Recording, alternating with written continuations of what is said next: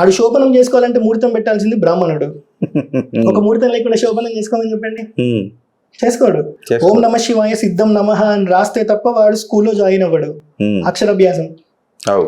మరి ఇక బ్రాహ్మణుడు లేకపోతే నీ బతుకు లేదు, బ్రాహ్మణుడు లేకపోతే నీ శోభనమే లేదు. వాళ్ళని ఎట్లా తిడతావు? నీ వంశమే లేదు, ఏది లేదు. నువ్వు పుట్టిక దగ్గర నుంచి సచ్చేంత వరకు కూడా మళ్ళీ ఆయననే వచ్చి శాంతి పూజలు చేయాలి కదా. సరే ఇక్కడ ఏం కనిపిస్తుంది, అన్న ఆయనే చేయాలి. ఇక్కడ కర్మకాండ చేస్తారా? ఇంటికి పోయినాక వాళ్ళు ఏమైనా ప్రశాంతంగా ఉంటారా? ఇక్కడ ఏదైతే ఈ పూజ చేశారో దాన్ని తొలగించుకోవడానికి, లైక్ ఇక్కడ చేసింది పితృకార్యాలు కదా.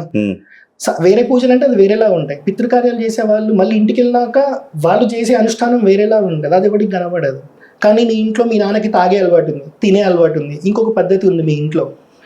నిన్ను వేద పాఠశాలలో మీ నాన్న జాయిన్ చేయాలంటే ఫస్ట్ మీ నాన్న కాంప్రమైజ్ అవ్వాలి ఆ పనులని మానేయడానికి. లేకపోతే వీడికి ఇష్టం ఉందని వేద పాఠశాలలో జాయిన్ చేస్తాడు, తండ్రి ఇంట్లో తాగుతాం అంటాడు. లేకపోతే తండ్రికి తాగే అలవాటు లేదు, కాంప్రమైజ్ అయ్యిండు కొడుకు కోసం, వేదం నేర్చుకుంటున్నాడు కాబట్టి.